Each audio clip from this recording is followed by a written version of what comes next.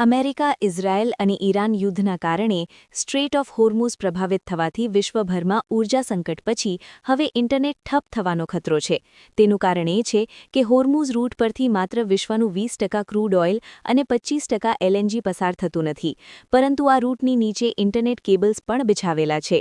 જો આ ક્ષેત્રમાં તણાવ વધે અથવા કેબલ્સને નુકસાન થાય તો ભારત સહિત સમગ્ર વિશ્વમાં ઇન્ટરનેટની સ્પીડ ધીમી પડી શકે છે. નિષ્ણાતોનું માનવું છે કે આ વિસ્તાર માત્ર ઊર્જા ચોક પોઈન્ટ નથી, પરંતુ એક ડિજિટલ ચોક પોઈન્ટ પણ છે. સમુદ્રની નીચેથી પસાર થાય છે 97% ગ્લોબલ ડેટા. ઘણીવાર લોકોને લાગે છે કે ઇન્ટરનેટ સેટેલાઇટ દ્વારા ચાલે છે, પરંતુ વાસ્તવિકતા અલગ છે. વિશ્વનો લગભગ 95થી 97% ડેટા ફાઇબર ઓપ્ટિક કેબલ્સ દ્વારા ટ્રાન્સફર થાય છે. આ કેબલ્સ સમુદ્રની નીચે બિછાવેલા હોય છે. ભારતને યુરોપ, આફ્રિકા અને પશ્ચિમ એશિયા સાથે જોડતા મુખ્ય કેબલ્સ આ જ રૂટ પાસેથી પસાર થાય છે.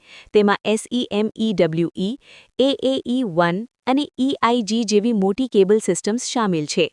ભારત માટે શા માટે મોટો ખતરો છે? ભારતની ડિજિટલ ઇકોનોમી મોટાભાગે આ દરિયાઈ રૂટ્સ પર નિર્ભર છે.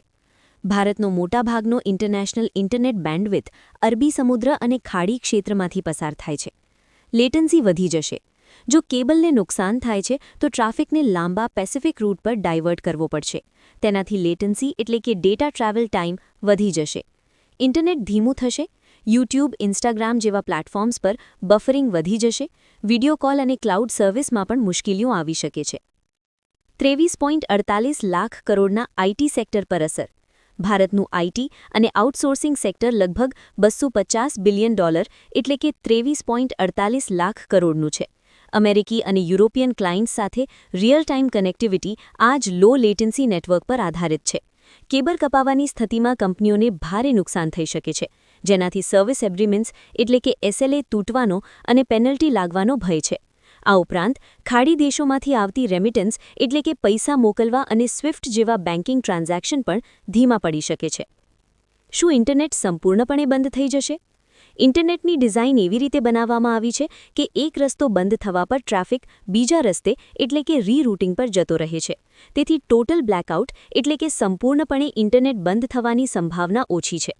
જો કે રીરૂટિંગને કારણે વૈકલ્પિક રસ્તાઓ પર લોડ વધી જશે, જેનાથી સ્પીડ ઘણી ઓછી થઈ જશે.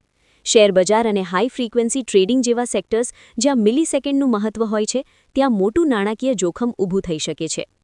નવા વિકલ્પો પર રોકાણ કરી રહ્યું છે ભારત. આ ખતરાને જોતા ભારત સહિત ઘણા દેશો હવે વૈકલ્પિક રસ્તાઓ પર રોકાણ કરી રહ્યા છે. ઇલોન મસ્ક જેવી સ્ટારલિંક સેટેલાઇટ ઇન્ટરનેટ સેવાઓ બેકઅપ તરીકે જોવામાં આવી રહી છે. ભવિષ્યમાં આવા કેબલ્સ બિછાવવાની યોજના છે જે સંવેદનશીલ વિસ્તારોને બાયપાસ કરી શકે.